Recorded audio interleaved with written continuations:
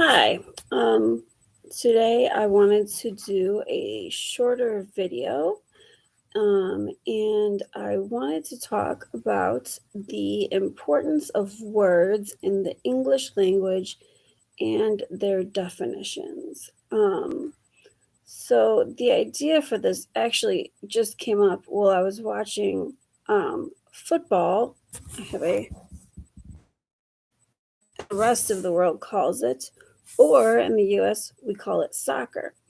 And it brought up the idea of why certain words are used in uh, different places that all speak English in different ways, how both English language changes and how language in general changes, and how the internet affects that, and what happens when people that speak the same language can't agree on the definition of simple words.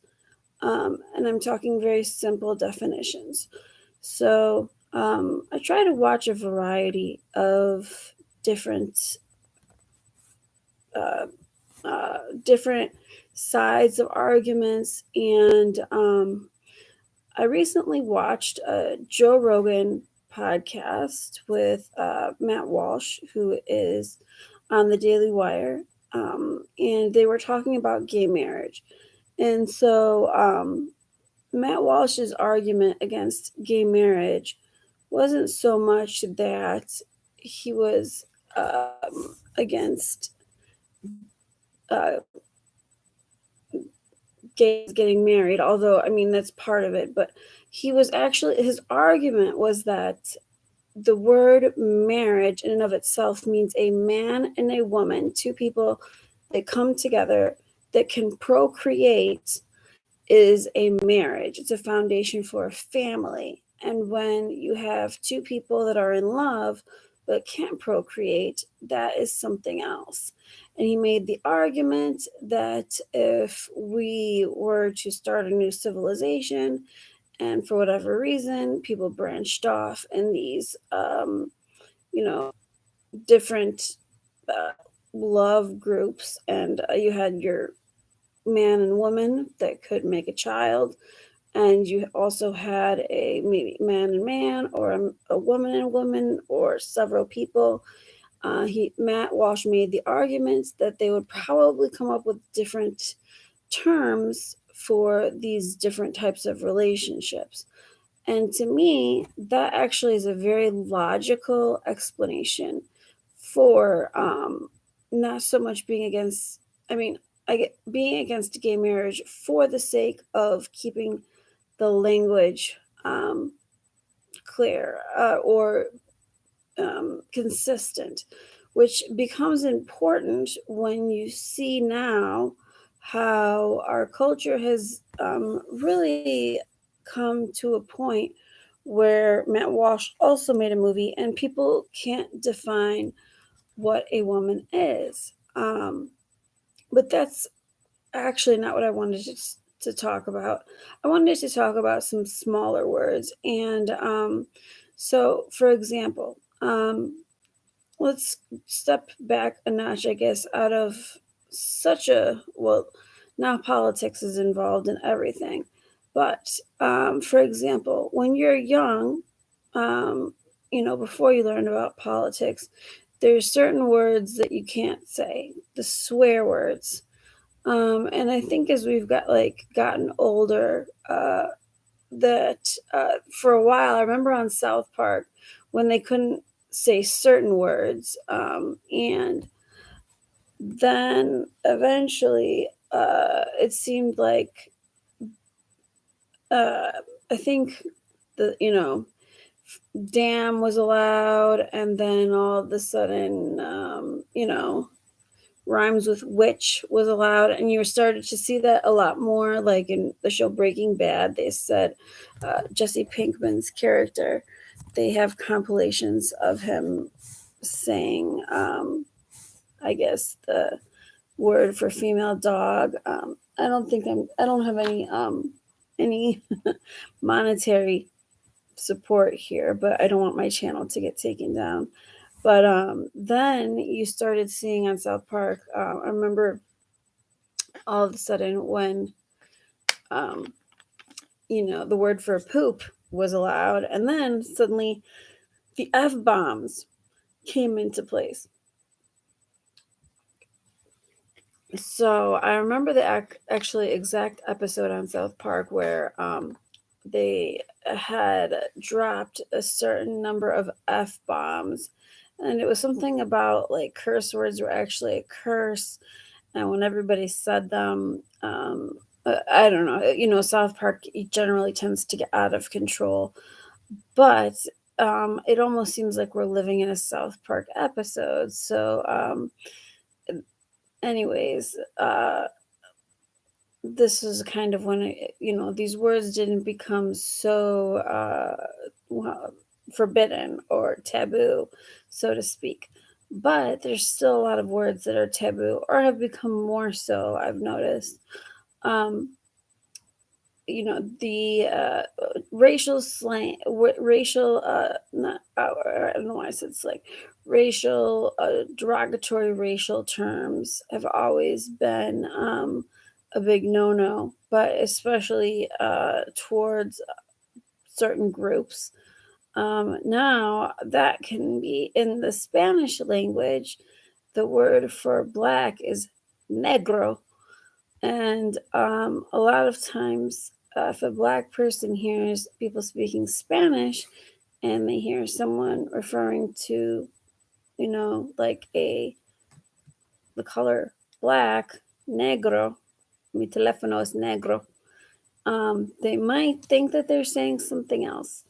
And I've seen fights kind of break out because of that.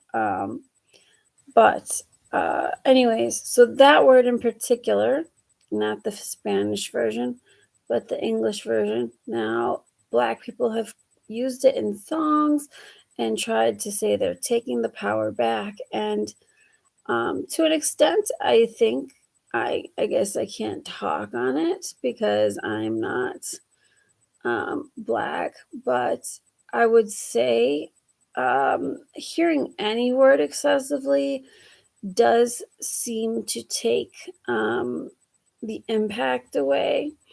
For example, when feminists came out with the Me Too movement, and the word rhymes with vape, I guess, started becoming not what it was. So there used to be sexual harassment, which, and then there was, I don't know what would be in between. Sexual harassment was like a variety of things, but the the big R word that rhymes with vape was a specific thing. Then there was sodomy, and I think you can say that, but for some reason they don't check as much for that one. But anyways, these meant a very specific thing. And then suddenly it seemed like with the Me Too movement, um, it went from being this exact. We knew what it meant when somebody said they were vaped or sodomized. People don't usually use the second one. I don't hear that much, but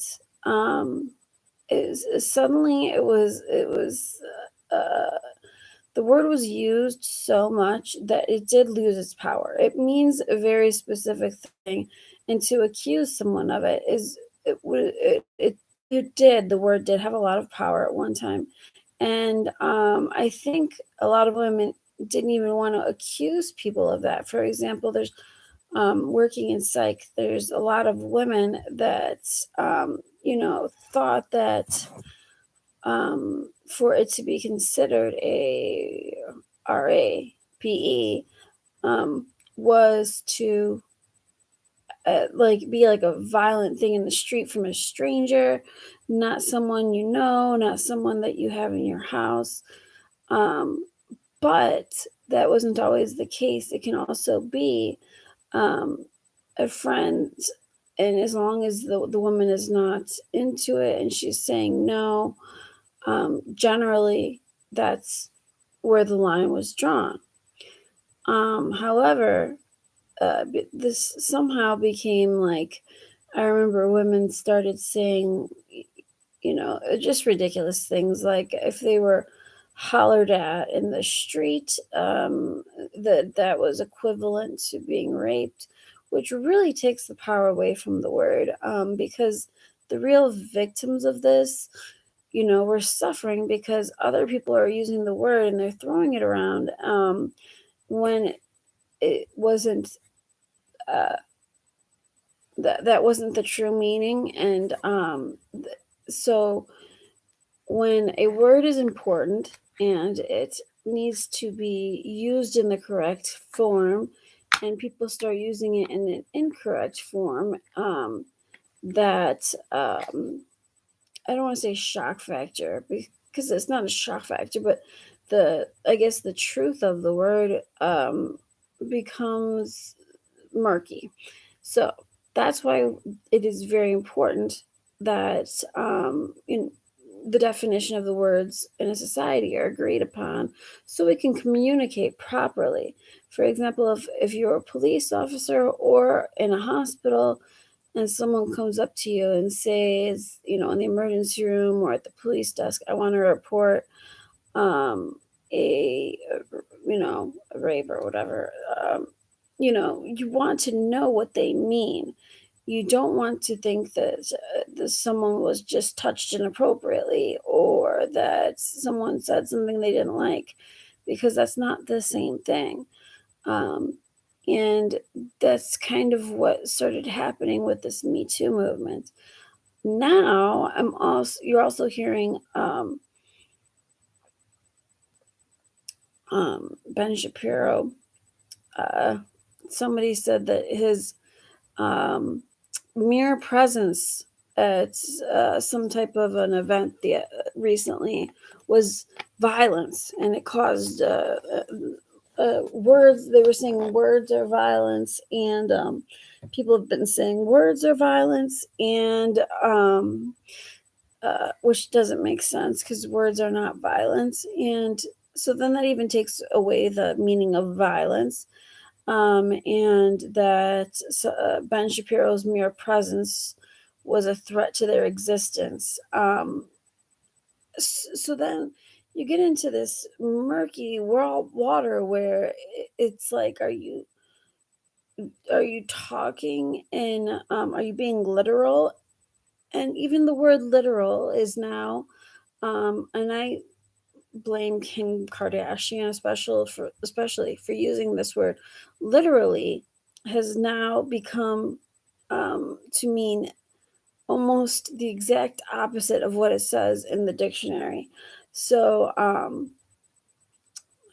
lot of people will use the word literally, and it does not mean literally. It means, figuratively, or that they're speaking in a metaphor type of situation. Not It's not literal at all.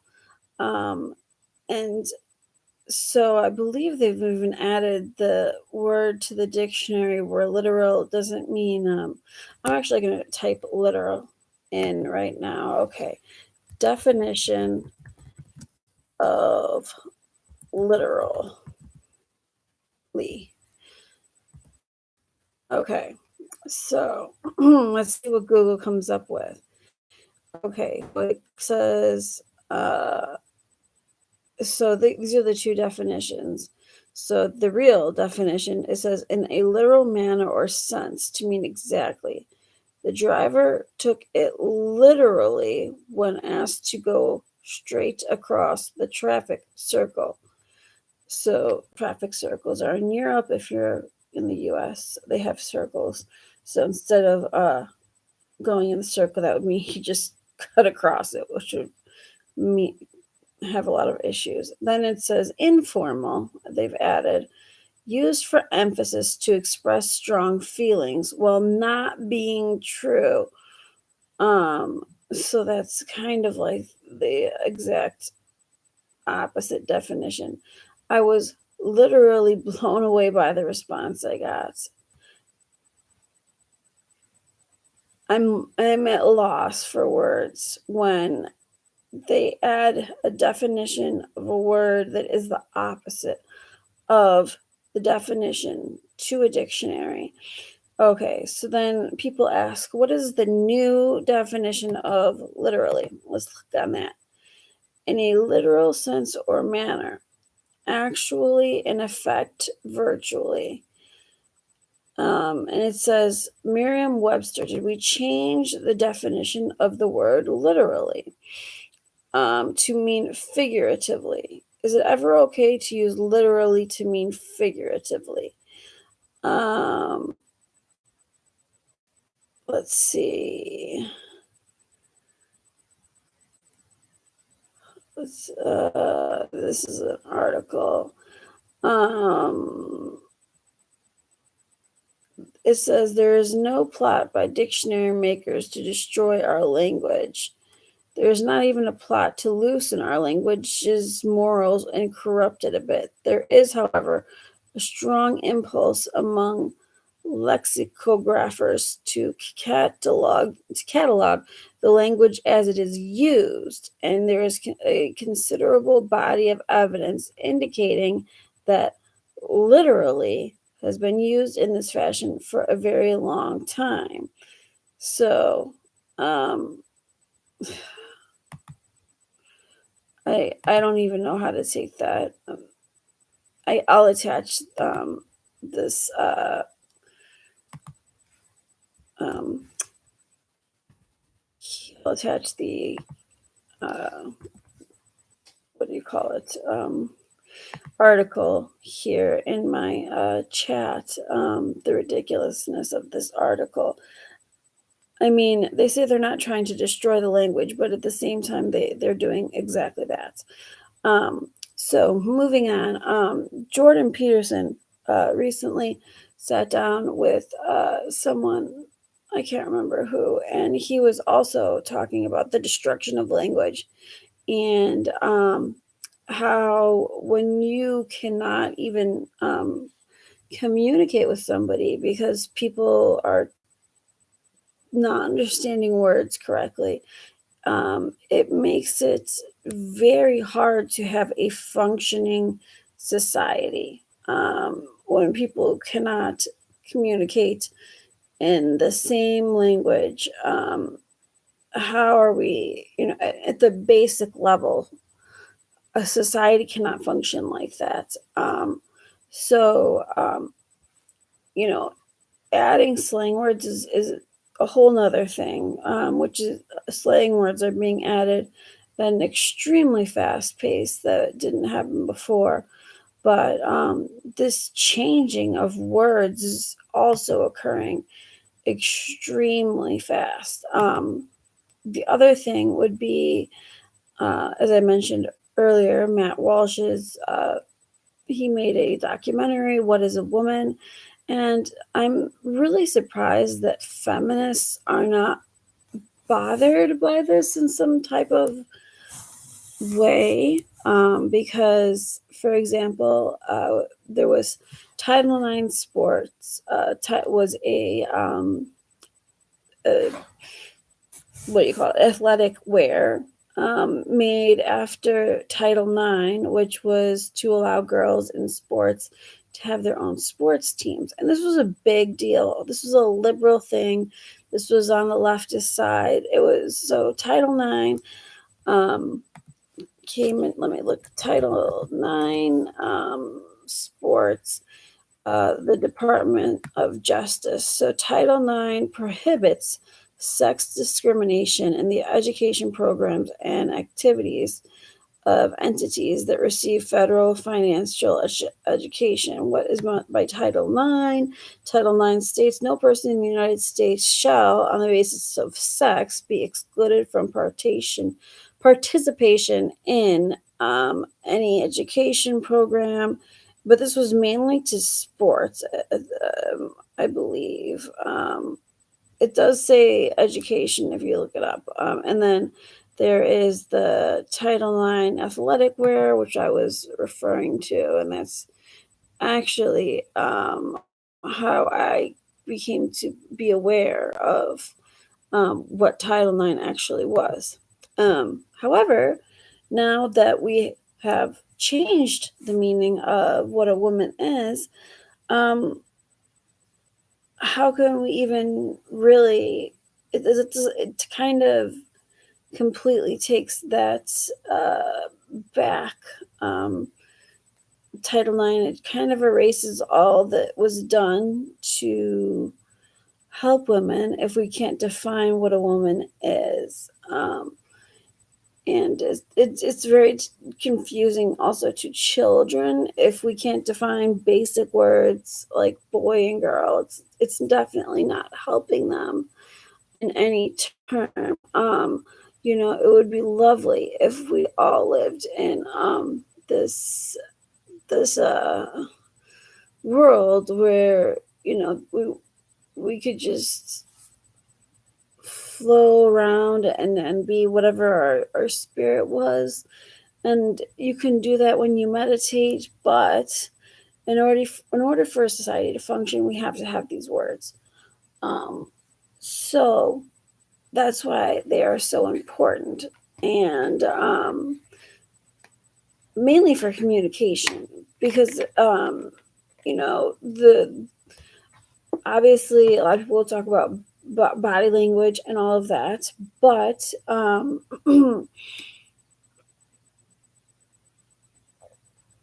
a lot of people were taught in communications. Most people have communications or speech class in high school, and you're taught that it is your responsibility as the speaker to ensure that you communicate properly what you are trying to say so that the listener can understand you. But if we can't agree on these words, there's no way that anybody can understand each other, which presents a huge problem, especially in the medical arena. Um, if we don't know if someone's a man or a woman, there's a lot of drugs that act differently if you're a man or a woman. And I'm talking about biological men and women. And then the thing is, what the government wants to say that there is no uh, what is it? They allow you to change your sex in every instance except when a draft comes. When a draft comes, they do not care if you are a biological male. They will draft you no matter what has been cut off or put where. You are being drafted. So I think it's kind of funny that it's so much. The government does push this so much, except when they want you on the battlefield. You're coming whether you like it or not. Not getting out of that one. It seems very strange to me. But I just wanted to say that it is really important that we keep words meaning what words are supposed to mean. Or, for example, I used rape. I was trying not to say it, but it's just getting a little too stupid. Then I've also heard women refer to each other as, that's my bitch. That's, calling each other their bitches and hoes, saying they're taking the power back. I think it sounds stupid. Um, Honestly, I think it just opens the door for men to mistreat you more. And then there's always an underlying, do you really not like me all that much? Or are you just saying this? So, um, but again, it does change the meaning of the word as we hear it more and more. The word means less and less. Um, So, what words do we even have left sometimes to describe things that are extremely serious. When we're calling words violence, how do we describe actual violence? Um, and uh, and so on and so forth. But anyways, I just wanted to bring this up because I do want to start moving on to start defining certain things in psychology, like talking about psychological terms and disorders.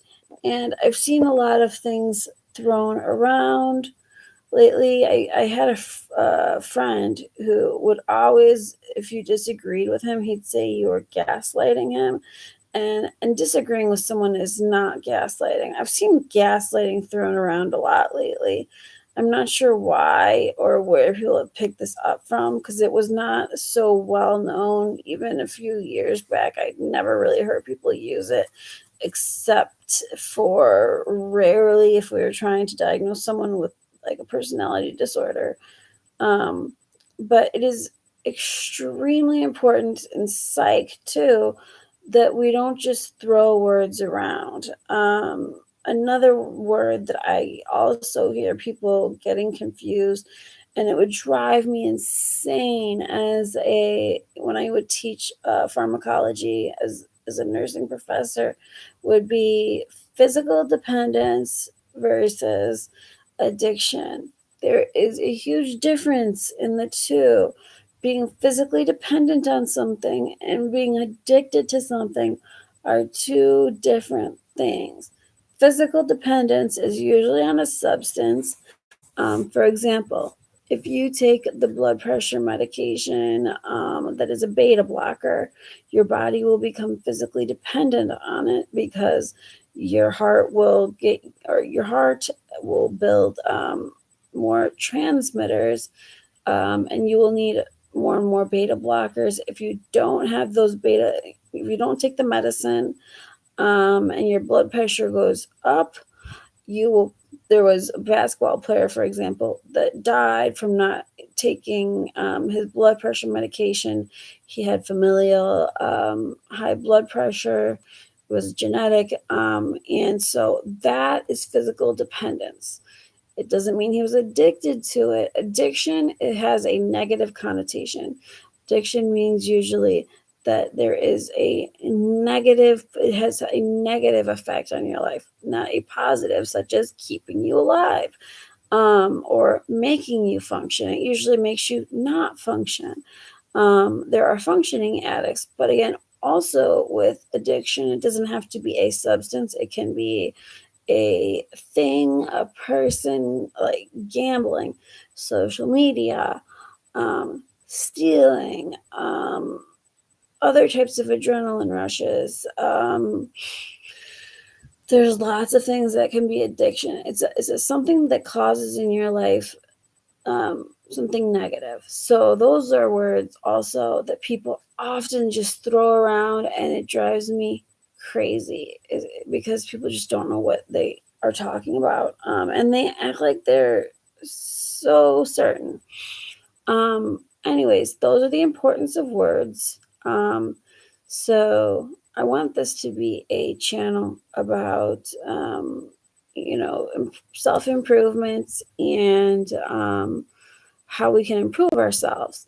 The way you talk is very important, and making yourself clear, choosing your words carefully before you speak are all important factors of being a confident person, as well as your posture.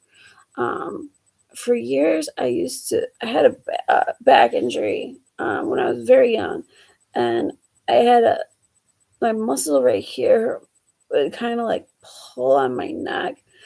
And I used to kind of walk around with my neck like a little bit to the side like this because it was really hard, um, until I got antispasmodics that and this neck muscle would like pull. And so even something as small as your posture, your body language speaks to people before you even speak to people. So your words should be chosen carefully. Do not speak unless you know what you are speaking on. And you will find it is always better to listen than to speak, which often these days gets harder because there's so many parasocial relationships that are unnatural. Some are more natural than others, like small channels like mine, but mine is so small that no one's here, so I'm talking to myself. Um, but other channels that are so big where you feel like you know the person, that's always existed with famous people, but now it exists even more, and you see more of the person's life. We'll talk about that more later, but today I just wanted to talk about the importance of words, the importance of definitions. We're going to talk about some of these definitions and words and the differences, like I talked about, from physical dependence to an addiction.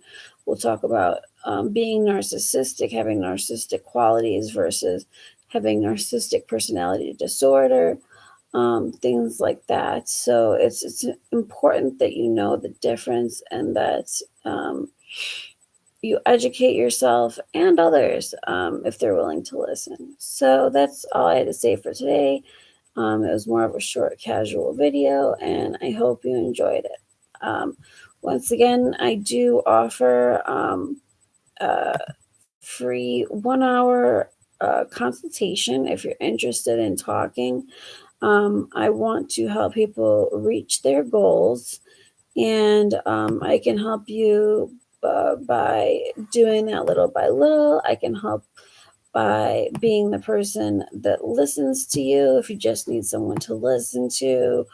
I can help in many different ways. And so I have my email included. And if you want to email me, we can set up a time to talk and go over your goals or what you would like to do. If I do feel that you are above my level of expertise, so to speak, or that you might need, talking to me might help, but you might need additional services, I will definitely tell you that this is not something that I can handle alone. So feel free to contact me, and I hope you have a great day. Thanks. Bye bye.